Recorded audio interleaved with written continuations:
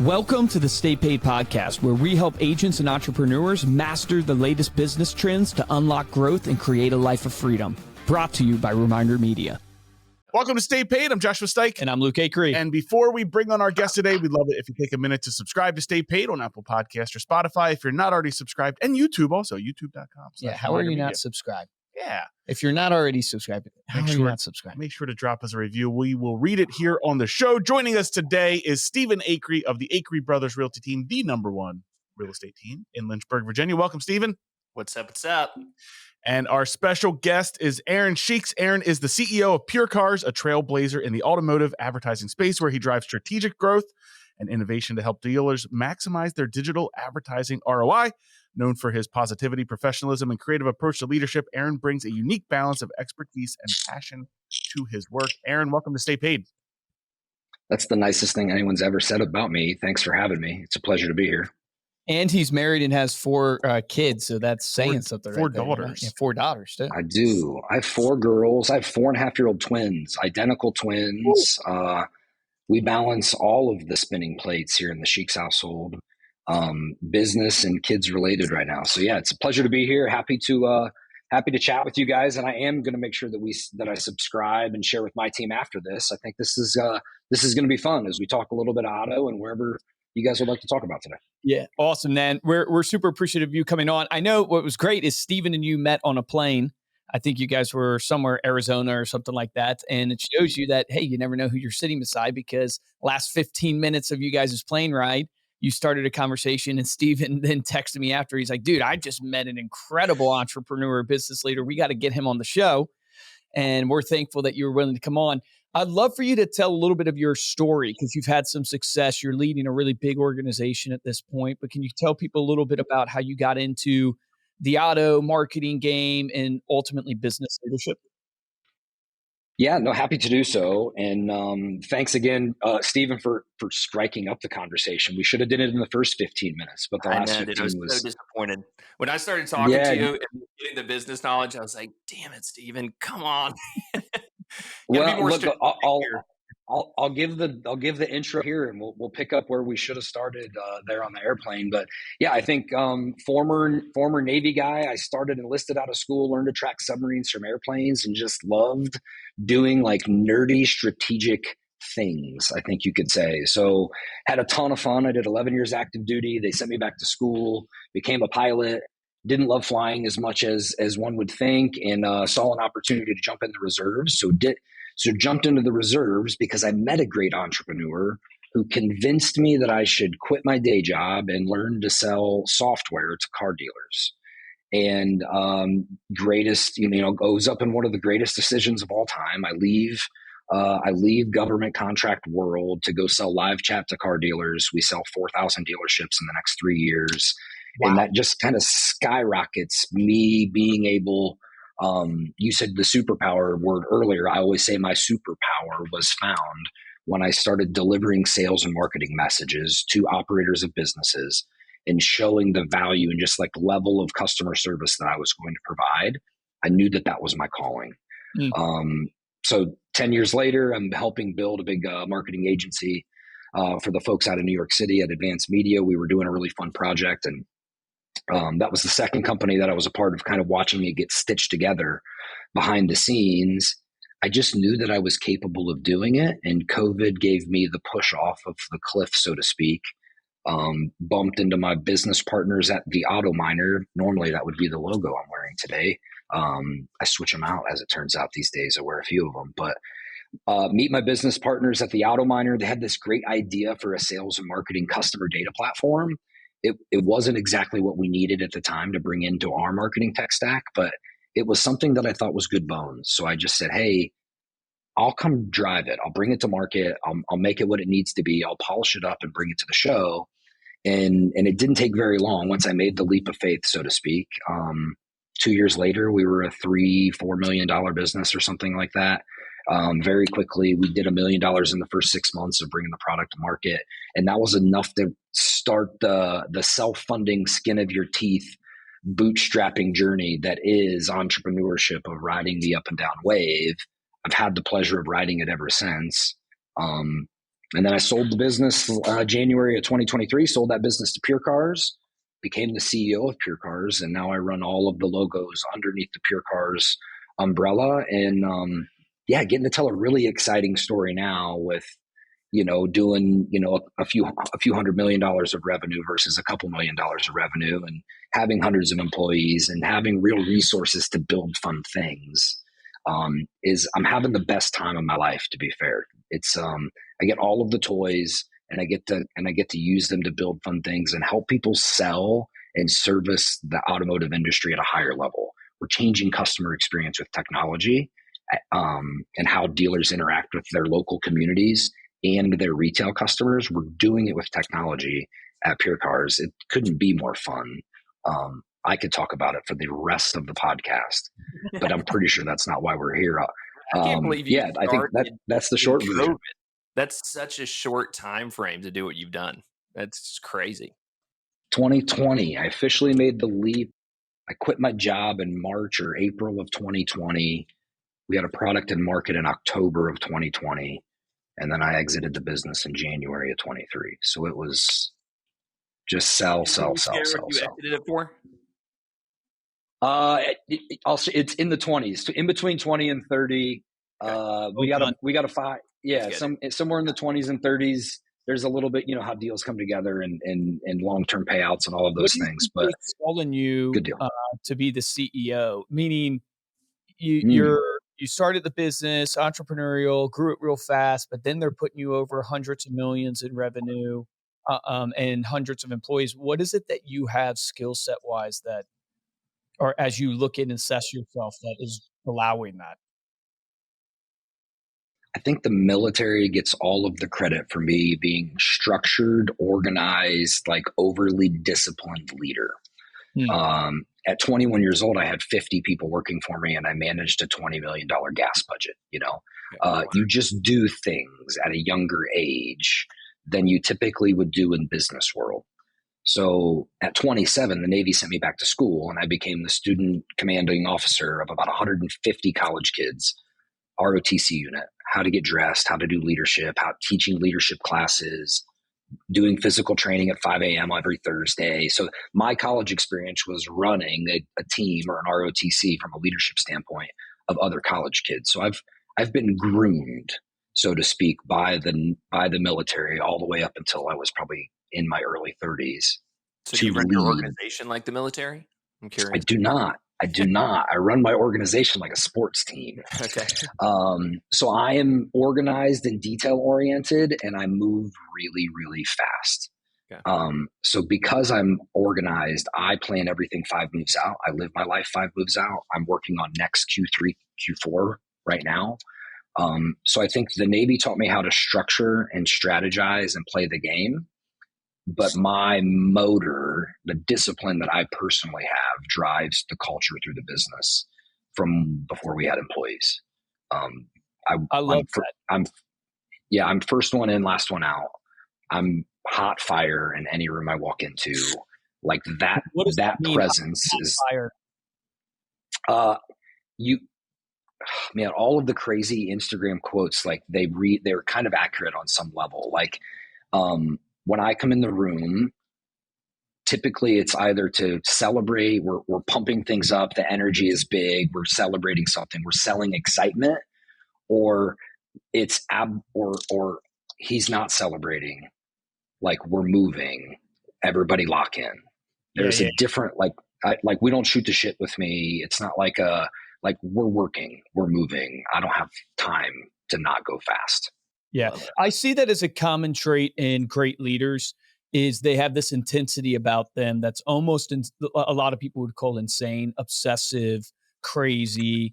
But you think of the greatest leaders that achieve incredible things and you go, they're partly are crazy. And that's why they achieve what they achieve, because somebody comes even 60% of what they're expecting. You got a rock solid team versus, if that leader comes in kind of subpar. One, thank you for your service. That's amazing. Absolutely. Appreciate that. And then I'm curious of like leadership is a skill set I think you can achieve, and you've been trying and practicing it since a very young age. Like you're leading 100 and so college students and stuff like that. What makes a great leader in your mind? What do you try to build up in the leaders you have in your organization?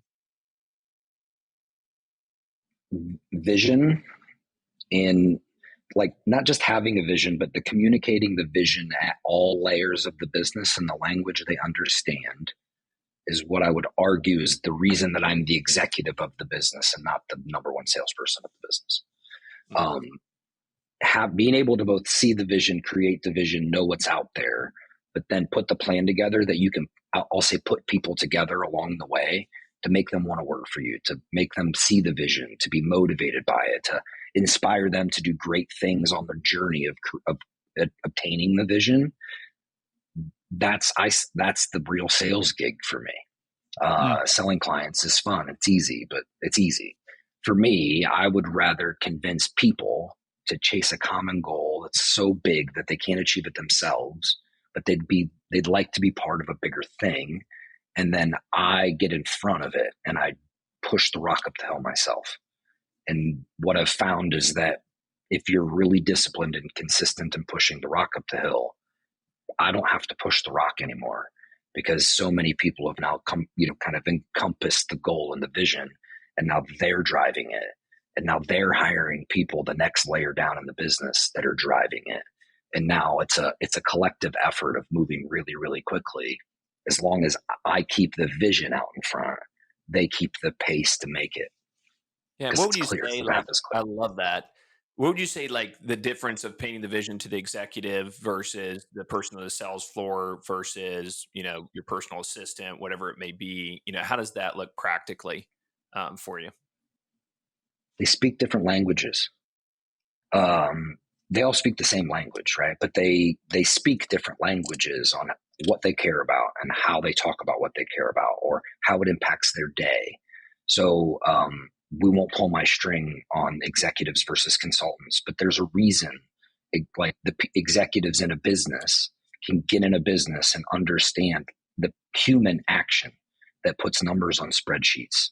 If you know how the actions, what they're doing, how it impacts their day, how to make them move faster, move slower, what really gets the people to do more, you manage those levels, you manage those expectations, and you get so much more than saying, I need you to hit this target with this thing on this spreadsheet.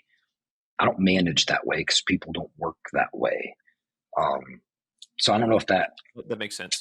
If that makes sense, but if you really understand your business at a high level, you know what the people spend their time on, and you're building and constantly trying to make their lives easier, getting things out of their way, which in turn allows them to drive the business forward faster.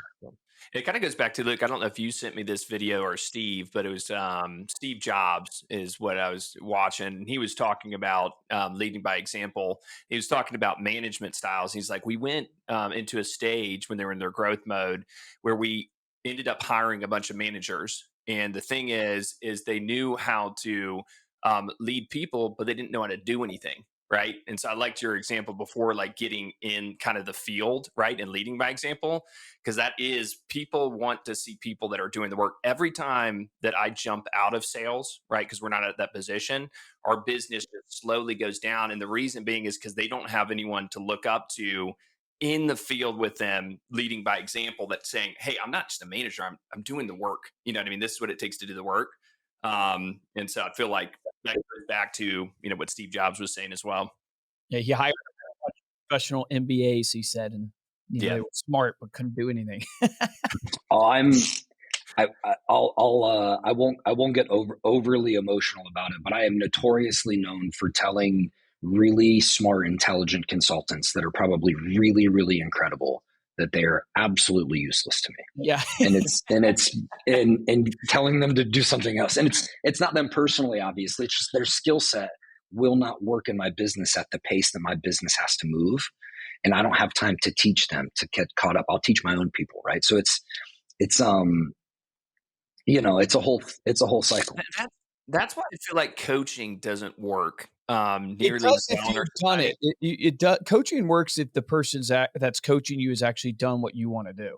Exactly. If they're like exactly what you're trying to accomplish, they've Yeah. accomplished. But like if it's this principle based coaching, it's like you can get that in so many different places. Like I need you to jump almost into the field with me and say, here's XYZ, here's what you're going to experience when you do make this move. When you shift the splits this way, right?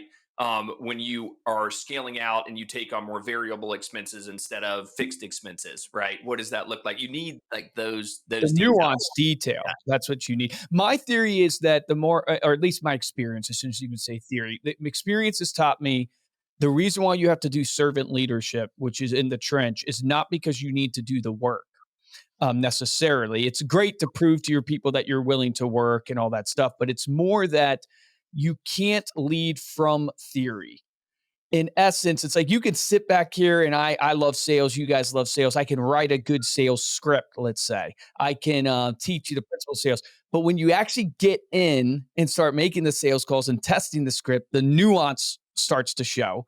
Yep. But then as a great leader, your job, it's not that you're there. I tell my sales guys this all the time. It's not that I need you as the team lead or the manager to make 100 calls a day to prove to me that you're willing to work.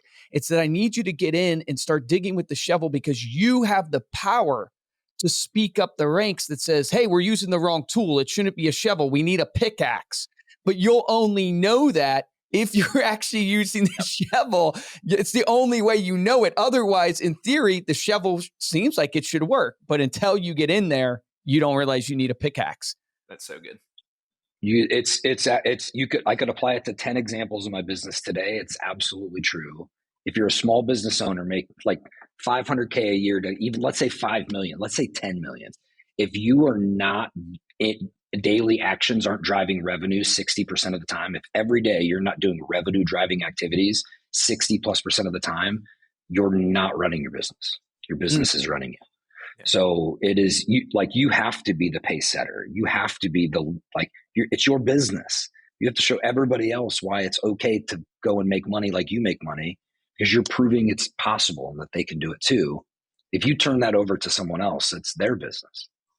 Yeah, it's great. I want to go back to one thing you said that I'm realizing like we're weak here at Reminder Media, I think on. I don't know what your thoughts are on this, Josh, but it's you said weak. We're weak. Josh's like, I don't know what you're about to say, Luke, but you said you are very organized and structured, but you move fast. And that is a great combination. I move extremely fast, but I'm not organized and structured. And I've realized, okay, that's a weakness of mine. You had mentioned, I think you said you're 5 weeks ahead. Is that just a example number, or are you truly 5 weeks ahead? Like, how do you get ahead in your planning? How are you thinking strategic planning? We're thinking about that right now for Reminder Media. I know, Stephen, you just went through goal setting. Like, I think that is critical that most people, I'm realizing that's an Achilles heel, I guess, me rambling here. It's an Achilles heel for us that we're constantly not finishing things and we're switching too fast because we're not living in the future. We're living in the day-to-day reactive. No, it's a great question. I think most businesses live in the window just as you described it. I think like if the president of PureCars lives in that window and she fights fires with clients every day, we're a media company, right? We've got new clients coming and going on a monthly basis. So she's fighting that fire, to your point. I live my life kind of big strategic moves, 5 moves out. So if I say, hey, if I build this product, I'm going to be able to do this or this with it. And then my favorite word that I teach on is insurance. I am like the world's greatest insurance man of my decisions is how I think about everything, which also, Luke, means you're having more fun than me because I'm totally crazy and I just work scenarios in my head like a million times a day. But I literally, if I make this move, what happens? And then if they make that move, what happens? And I live this like 5 moves out. Okay, I like it. I like the next 5 moves and I have proper insurance of risk. I'm going. And so I just move knowing that like, okay, if it fails, then I go to step 2. And if that fails, it's 3. So I just move 5 moves out, knowing that every day we're just document down. Oh, sorry, Stephen. But do you document that down on paper? Like, do you document your moves down? Like, how do you?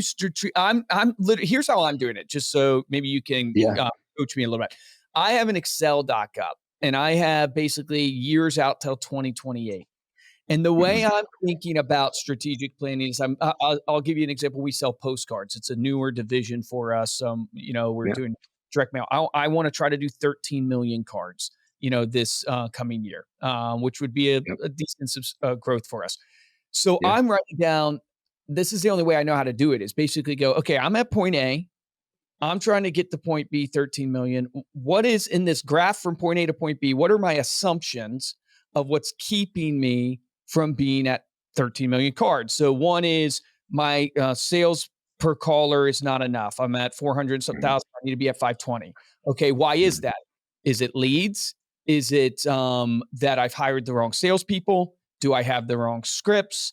Which means do I have the wrong leader? So I just start documenting all my assumptions, and then I try to vet those assumptions with data and just thinking, as raw as that is, Mhm. go, okay, this is my highest assumption of what needs to happen. And then I work to go lay out a plan to attack that assumption, in essence, is going, hey, I believe that the biggest thing holding us back from point A to point B is we need to hire better salespeople in our postcard sales division. In order to do that, here are the tactical things that need to happen.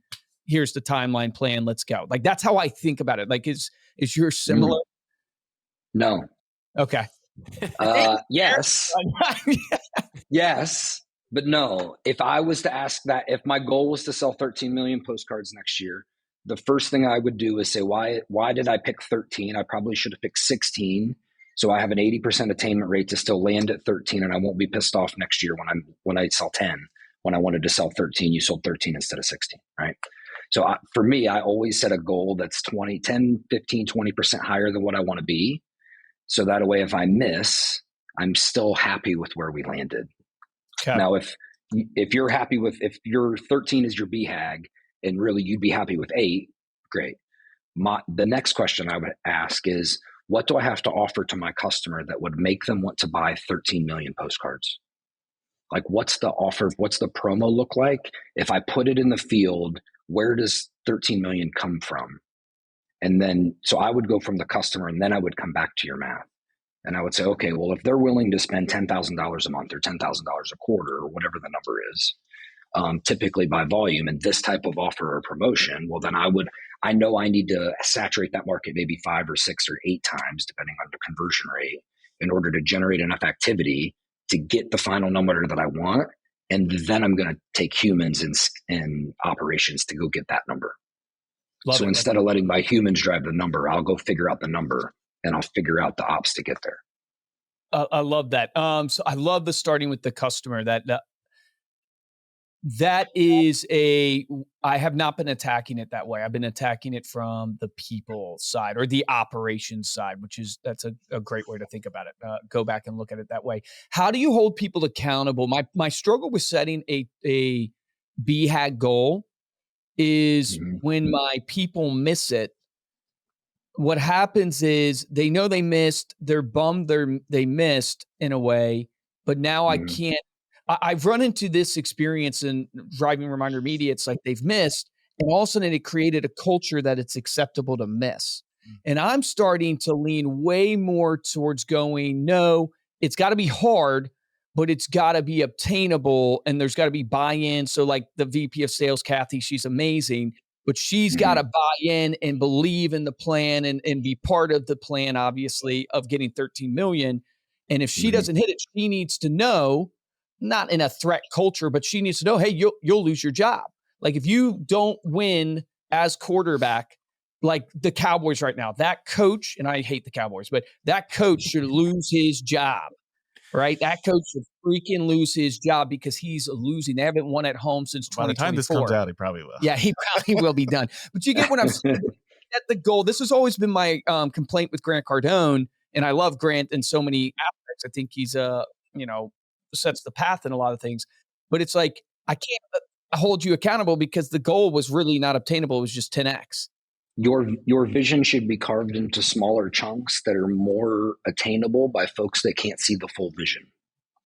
For example, if I want to sell 13 million postcards next year, I'm going to give the VP of sales a pacing number a month that is in line with what I really want to hit. But then I'm going to align pay plans or bonuses around the number that I'm willing to live with. and I'll bonus to the bigger number. So if I know I need to get to X, then I'll pay plan to 100% at X. And then if I want more out of them, then I'll incentivize the bonus pay, or I'll pay more for the BHAG, so to speak, to continue to motivate them in smaller time windows, allow them to impact their pocketbook in a shorter window, which allows you to drive behavior 12 times a year instead of one time a year. Gotcha. And so would that same philosophy then apply down in your mind to if they come below what you're willing to live with, you'll cut them at that point? Like in the sense of cutting them from the team in that analogy you used earlier, versus if they're in 80%, you'll keep them in essence. Well, I think that depends on that comes into your sales organization as a whole, and are you meeting it as a whole? So every great sales team really runs in 3 buckets. There's the top third that you never have to worry about because they make money. There's the middle third that you wish would be the top third, and you're trying to give them love and encouragement and teaching and pouring into them, right? And then there's that bottom third that you probably should have fired 6 weeks ago, but you waited because they're good people and they got something in their life, right? It's like every sales team you've ever been a part of. So true. Yep. So true. Never have. So I mean, that's just it. So it's going to sound harsher than I am in real life, but I just fire people. If you're in that bottom third, either tell me how you provide value to my organization, and I'll happily, like, if you're good people and you have great culture and you're like working hard helping people, what else can you do to help my organization? Like maybe you're in the wrong seat. Yep. But if you're like in the wrong seat, or you're not in the wrong seat, you're in the right seat, you just are bad, just go away. Like there's so many out there that are good, that want to be part of our culture, that want to go win. Like I overpay for performance so that I always have that performance mindset on a month-to-month basis. Super smart. So my top guys are making, they make way more money than the executive layer because they're producing the revenue. Now I build the pay plan in a way that the company gets whole after the salesperson gets whole. Yeah, that's so smart. We've done something similar at Reminder Media where our top, salespeople in the sales bonus plans. I mean, you'll make more than executives. You're uncapped. You make tons and tons of money because it drives everything. You're leading with revenue. Sales drives everything. That's it. That's it. It's the heartbeat. So just always feeding the heartbeat. I mean, that's if you're the leader and you're not driving the heartbeat, that's where business lives and dies in my mind. So I mean, you have to set that coming in. So the difference, and like love Grant, tied to Grant in the auto world in a bunch of different ways. So like huge fan of 10xing everything in my life. Like his book is probably in the small stack here, a couple over there probably. So like read everything and believe in a lot of those pieces, but that's not human. There's a line with human behavior that you have to dance as an operator. Agreed. Or you're going to spend more time recruiting and training and hiring, and that's expensive. So there's a in my world, it's people, then culture, then numbers. I lead my whole organization. I only care about 3 things: people first, and then the culture, and then the numbers. Because I can get the third one. The numbers are easy. Anybody can go sell big numbers, but it takes great people and great culture to be able to do big numbers. Otherwise, you're a really successful salesperson working for your business. I also find that the greatest teams I see, you have the visionary, the person who can almost be a little bit psychopathic in how they are driving, hard charging. And then you have the operator who actually serves as almost a buffer to play that line with the people. But if you just have the operator playing the line with the people, then it's an unmotivated culture. And if you just have the psychopathic leader, you never scale people. And it's like that balance is what we are I've seen work and I'm trying to get that down at each department level now. Help me out though. Going back to Luke's question, because I'm still a little bit confused about it. So are you preaching the BHAG goal to your people? Or are you preaching the 80% goal, right? That you're like, this is what I can live with? Because it goes back to Luke's point. When you don't hit your goals, this is what I found with our culture, you don't know what to do. How do I coach these people? Because I can't really encourage that we didn't hit the goal, right? But I also know that that goal was, super big at that point. And I'm happy that we hit 90%. But like I'm preaching to them, hey, great job. We did 90% of our goal, right? And it just doesn't sound good. Do you have the ability to get the final 10% that they missed? Do I personally have that ability? No, Yeah. I don't. Yeah. So I just don't miss. So if I think they're going to miss by 10%, I'll go get it myself. I Okay. think that's where I'll put on the player hat for long enough to cover the difference and Okay. and if that's when I go play. So it's like, okay, they're going to Is miss that and I can playing see they're going to miss. Is that playing at your level though, going back to the executives and bonusing to be able to No, hit the goal? What is the playing? Is you no, getting on the sales I floor go, calling? I go right to the customer. I go do an enterprise deal or strategic partnership deal. I go do a deal that will allow them to eat off of that deal to go chase. So Yeah. I'll go do a strategic partnership with another agency that maybe wants to resell some of our products, but maybe as a referral partner. So if I can incentivize their pay plan, then they'll go sell for my team, and my team will go work with their team to drive revenue. And now I've given them activity to go chase the number that I gave. I gave them a new path. I gave them a new revenue line. I'll give them somewhere to cover the difference. That's what Ryan Young did. He actually called me up. He's like, "Hey, we're behind our goal. I want to see what it's going to take to get to win you over. You know what I mean? To do business with us." Super It was an smart. incredible deal, but it was super smart because he's back and then he's doing Instagram posts, so you get a lot of marketing and stuff from that. Yep. But yeah, to drive the revenue back up, that's a good point. Yeah, it's super. I'm still salesperson number one. I think to Luke's point, I'm the creative beater of the drum. But if I'm on every team call, I'll wear them out. Not everybody moves at my pace, so I have to have a buffer. I have always had to have a buffer. Yep. So I have a people buffer.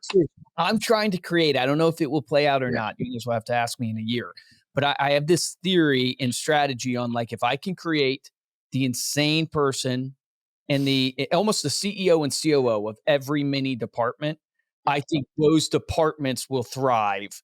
In essence, the same way the company will thrive. So it's like I need the visionary, but the operator buffer, and that's what I'm trying to create at each level at this point, because I think long term it will create these mini companies that are essentially driving the big company.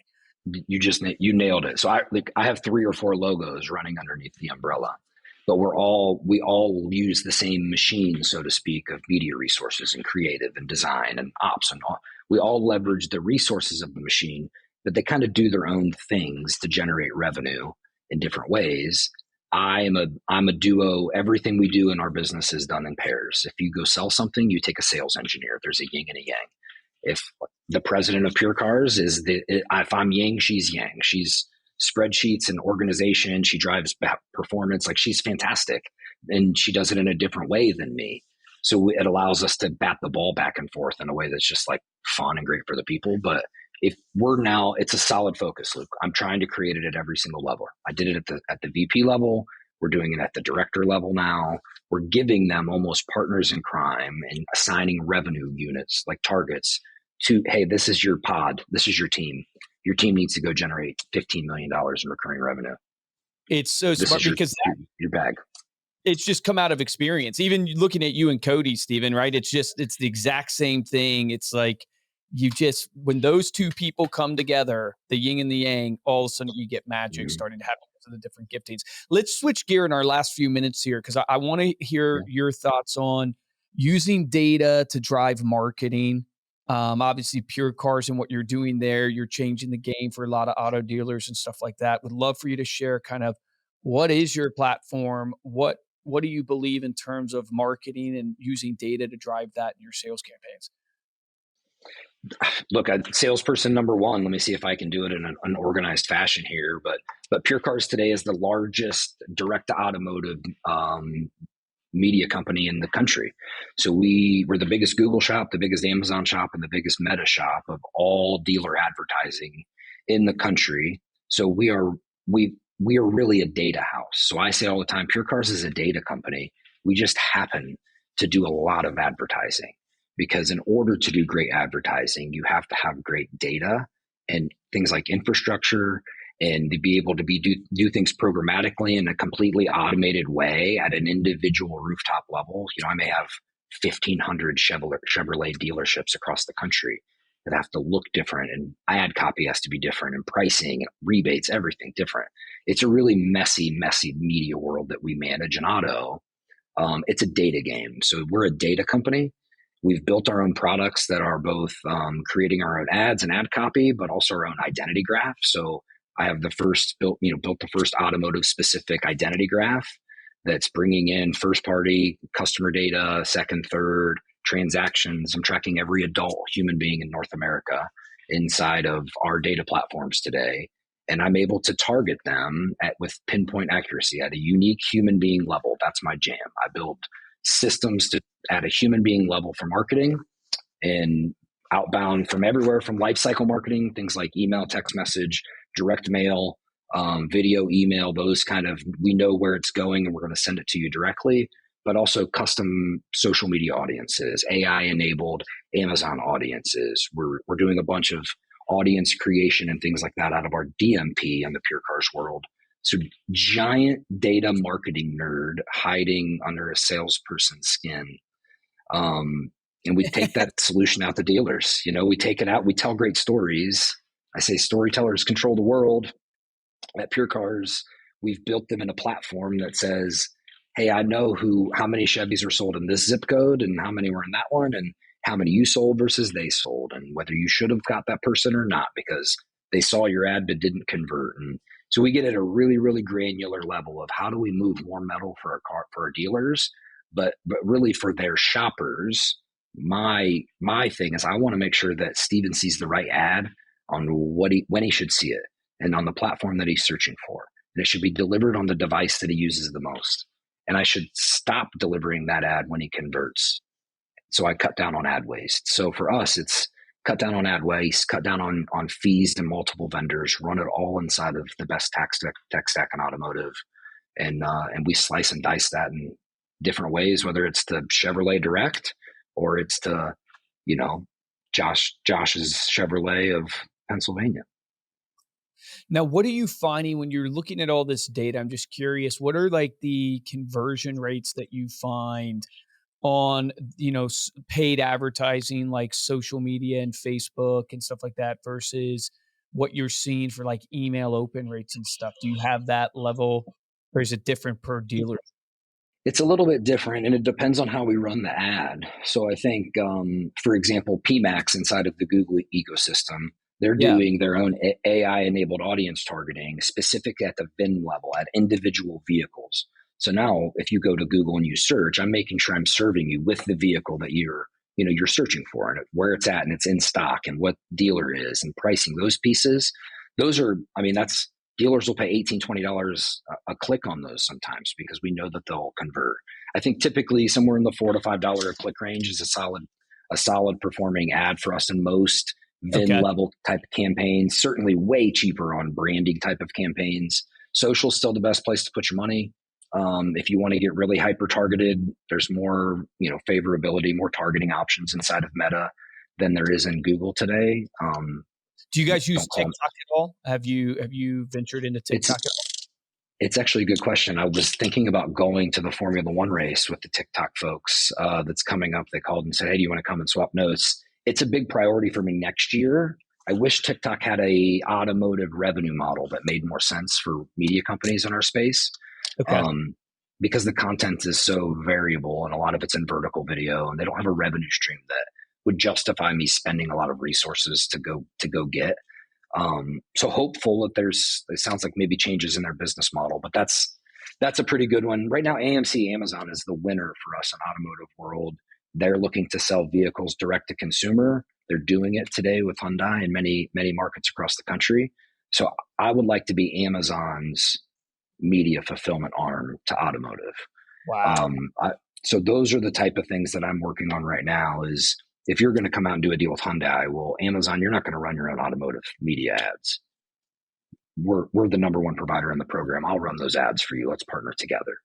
And now we're doing big vendor partnerships. Yeah, that's incredible. When you're looking at the funnel, because I recently bought a Denali, 2500 Sierra Denali. Nice. And I was going through this. He really likes that. Looking for. He really likes that truck. No, but the point is like I started that search probably a year prior, right? And I was thinking about it in terms of how I think about real estate, where I am as the consumer in this process. And I noticed that I get ads from, certain people early on, but the truth is I don't recognize the brand. There's no way I'm just going to go back to them to buy the truck. Right. No, So the people that got me were actually the people that hit me at the right time. Right. with the price. With the price, and they hit me so much. Right. So it's like, how do you look at that when you're looking at the funnel? Because why spend money when those other companies are just spending the money so you can see the trucks and find out what you want?